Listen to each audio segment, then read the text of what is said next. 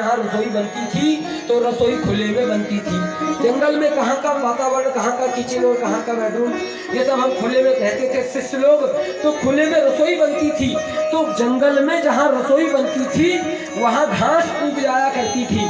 उन घास को चर चर के मैं जमीन की सफाई कर दिया करता था, तो रसोई की सफाई में मेरी मदद हो जाती थी। एक दिन महात्मा शरीर छोड़ने लगे। महात्मा शरीर छोड़ने लगे तो महात्मा ने मेरे शरीर पर हाथ फेरा और मुझे वरदान दिया कि देख, तूने हमारे आश्रम में इतने दिन सेवा किया, आश्रम की सेवा में सफाई में तेरी मदद हुई, हमने भगवान को भोग लगाकर प्रसाद पाया, इसमें तेरा भी सहयोग रहा। मैं तुझे वरदान देता हूँ, मेरा शरीर छूट रहा है, मैं भगवान के धाम जा रहा हूँ। उन महात्मा ने राजन मुझे वरदान दिया कि कोई भी निसंतान आदमी यदि तुझे मरण करना चाहेगा ना, कोई निसंतान आदमी यदि तेरा मरण करना चाहेगा तो तेरी मृत्यु नहीं होगी। उस वरदान के कारण राजन आप निसंतान हो, कितने भी मार लोगे, मेरी मरण नहीं होगा। इसलिए राजन मेरी बात सुन लो, जेहि राजा के सुतना होई तासो रो मरण न होई। एक कारण तो ये है, एक कारण और कह के मैं जल्दी कह दूं, एक कारण तो बहुत है, 2 4 10 20 कारण गिनाता मगर समय खत्म हो गया। और श्री राम कथा मैं हमेशा 2 समय में करता हूँ मेरे भाई बहन, मतलब आपके प्रेम के कारण मैं यहाँ 1 समय में कर रहा हूँ, क्योंकि समय तो हमारा 7:30 बजे शुरू हो जाना चाहिए कथा का, पर हम लोग कथा 9:30 बजे शुरू करते हैं, कभी कभी 9 बजे। समय की परिस्थिति कोई बात नहीं, लेट कथा चालू होती है, पर समय बंद करने का तो फिक्स है, तो कम समय में मुझे जल्दी बात कहना है। तो मेरे भाई बहन, जब अगले समय में कभी आपके यहाँ आऊँगा और आप कभी बुलाओगे तो जो रहस्य मेरे पिताजी ने और मेरे गुरुदेव भगवान ने भरे हैं, इन रहस्यों को आपके सामने उलेट के जाऊंगा। कभी मौका लेना कभी जीवन में, तो कई रहस्यों को मैं उलेट के जाऊंगा, कभी अगले समय में कभी आऊंगा। तो एक और भाव सुन लीजिए कि दशरथ जी को एक बार ग्लानि क्यों हुई। एक भाव और है, मेरे पिताजी बैठे ये कहा करते हैं, देखो दशरथ जी को बार बार ग्लानि हो सकती थी पर एक ही बार हुई। कारण यह है, एक बार डोल 11 पड़ी, अयोध्या में डोल 11 पड़ी, तो दशरथ जी ने अपने मंत्री संतरियों को कहा कि चलो सरजू स्नान करें, और सरजू स्नान करके अपने पितरों को तर्पण करें। दशरथ जी अपनी रानियों के सहित में, मंत्रियों के सहित में सरजू जी में स्नान करने लगे।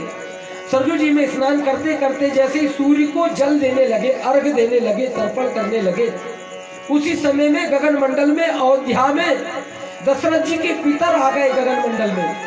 और पितर आ गए तो पितरों के मुंह में उदासी देखी दशरथ जी ने, उदासी देखी तो दशरथ जी ने देवयोग से पूछ लिए, हे पितरों, मैं आपको जलकर तर्पण कर रहा हूँ, आपके चेहरे में उदासी? बोले हाँ बेटा उदासी है। पितरों काहे की उदासी? पितर कह पड़े कि बेटा तुम जब तक जीवित हो तब तक तो हम पानी पा लेंगे, पर तुम्हारे नहीं रहने पर हमें पानी कौन देगा? हम तो तुम्हारे द्वारा दिए जल से ही, तर्पण से ही हम तृप्त होते हैं, पर तुम्हारे नहीं रहने पर, क्योंकि तुम निसंतान हो, तुम्हारे नहीं रहने पर अब हमें तर्पण कौन करेगा? पितरों की ये बात सुनकर दशरथ जी को ग्लानि हो गई कि बाप रे, मेरी चिंता मेरे पितरों को भी है। इसलिए गोस्वामी जी को लिखना पड़ा, एक बार भूपति मन माही भई ग्लानि मोरे सुत नाही। पर मेरे भाई बहन, ग्लानि तो हमारे जीवन में भी होती है। कई बार कई काम ऐसे हो जाते हैं, गलत काम, जिससे मन में ग्लानि बन जाती है। तो अपनी ग्लानि किसको बताई जाए? अपनी मजबूरी, ग्लानि मन मजबूरी, अपनी मजबूरी किसको बताई जाए? क्योंकि मजबूरी जो है वो खतरनाक चीज है। हमारे यहाँ तो कहावत बन गई, मजबूरी का नाम महात्मा गांधी। ऐसा महात्मा गांधी मजबूरी का नाम, गजब कर रहे भैया। अभी अगर रहते ना तो पढ़ती अभी महात्मा गांधी की मजबूरी का नाम बता रहे हैं।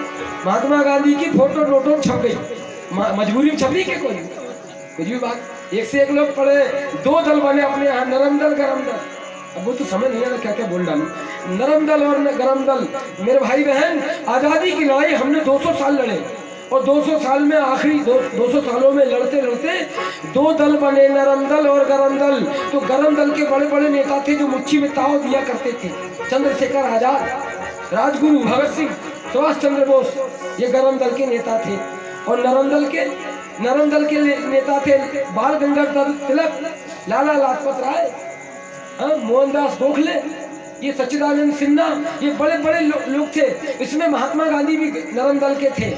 इनका केवल एक ही उद्देश्य था, अहिंसा के साथ में आगे बढ़ना है। और ये इनका उद्देश्य गरम दल वालों का तोड़ा फोड़ी करो, आगे बढ़ो। अरे भगत सिंह ने तो पंजाब के भगत सिंह ने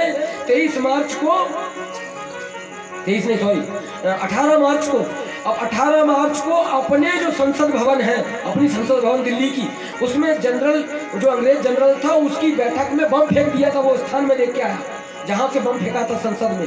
ऐसे ऐसे हमारे यहाँ गरम दल के नेता हुए। पर विचार करना मेरे भाई बहन, आजादी की लड़ाई में लाखों लोग मर गए, पर किसी की फोटो नोटों में नहीं छपी। छपी तो गांधी की छपी, मोहनदास करमचंद गांधी की। क्यों छपी मालूम?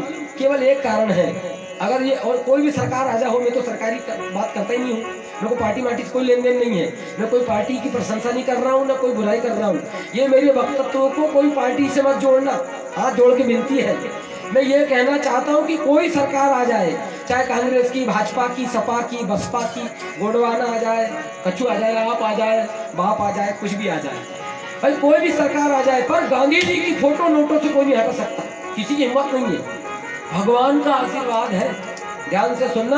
गांधी जी की फोटो नोटों में छपी, कितने नेता मर गए, किसकी छप जाती? क्यों छपी?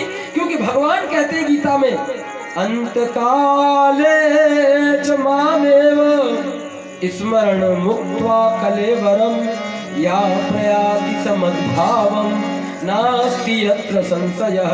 हे अर्जुन, जो अंत्यकाल में मेरा स्मरण करता है ना, उसको मैं मुक्त कर देता हूँ, उसको अजर अमर कर देता हूँ।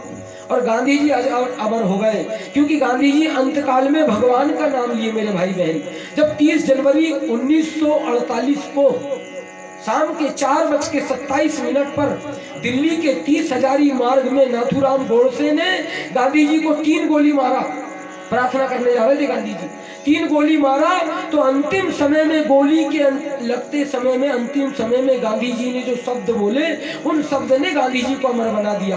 गांधी जी ने मरते समय क्या बोले मालूम? गांधी जी ने बोले, हे राम, और राम शब्द बोलकर गांधी जी के प्राण छूट गए।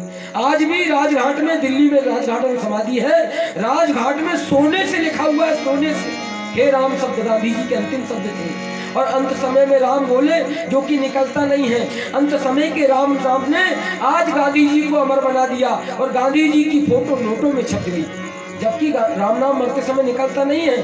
संत गाते हैं, जन्म जन्म मुनि जतन कराही, जन्म जन्म मुनि जतन कराही, जन्म जन्म मुनि जतन कराही, जन्म जन्म मुनि जतन कराही, जब मुनि जतन कराही, जन्म जन्म मुनि जतन कराही, अंतराम कही आवत नाही, अंतराम कही आवत नाही, अंतराम कही आवत नाही। जन्म जन्म यत्न करते हैं, अंत में राम कहते नहीं बनता। अंत में राम कहा गांधी जी ने। मेरे भाई बहन, तो मैं बात कह रहा था कि अपने मन में भी ग्लानि हो जाए तो अपनी ग्लानि किसको बताना चाहिए? ध्यान से सुने, शॉर्ट में बोल रहा हूँ, बिल्कुल शॉर्ट में, कि अपनी ग्लानि 2 लोगों को बता देना चाहिए। कौन 2 लोग हैं? अपनी ग्लानि 2 लोगों को बताना चाहिए। पहला जो है जिसको ग्लानि बताना चाहिए, वो है अपने गुरुजी, अपने सदगुरु को ग्लानि बता देना चाहिए कि गुरुजी, मेरे से ऐसा अपराध हो गया, मैंने ऐसा ऐसा कर दिया, मेरे से ये भूल हो गई। अपनी ग्लानि गुरु को बताना चाहिए। सब जगह बताओगे तो मजबूरी पे पैर धर देगा कोई भी, क्योंकि मजबूरी पे कोई भी पैर रख के आगे बढ़ रहा है आज के ज़माने में। इनने देखा कि ये साला कमज़ोर है तो उसको दबा के लोग आगे बढ़ रहे हैं। अपने आस पड़ोस में कई ऐसे पैदा हुए होंगे, तो होते ही हैं। तो इसलिए मजबूरी सब जगह नहीं बतानी चाहिए। अपनी मजबूरी का मिटाने का उपाय केवल गुरु बता सकते हैं। तो पहला स्थान है गुरुजी। और दूसरा किसको ग्लानि बताना चाहिए? दूसरा बताना चाहिए अपने भगवान को, जो अपने इष्ट देवता हैं, उनको बताना चाहिए कि भगवान आप ही संभालने वाले हो, आप मुझ पर दया करें। तो 2 जगह ग्लानि बतानी चाहिए। गुरुदेव को ग्लानि बताने के लिए राजा दशरथ जी पहुंचे, बोले गुरुजी मेरी कोई संतान नहीं है, आप कृपा करें। ये पशु उलाहना देने लगे, ये पितर उलाहना देने लगे, मैं निसंतान हूँ, आप कृपा करें गुरुजी मैं संतान वाला हो जाऊँ।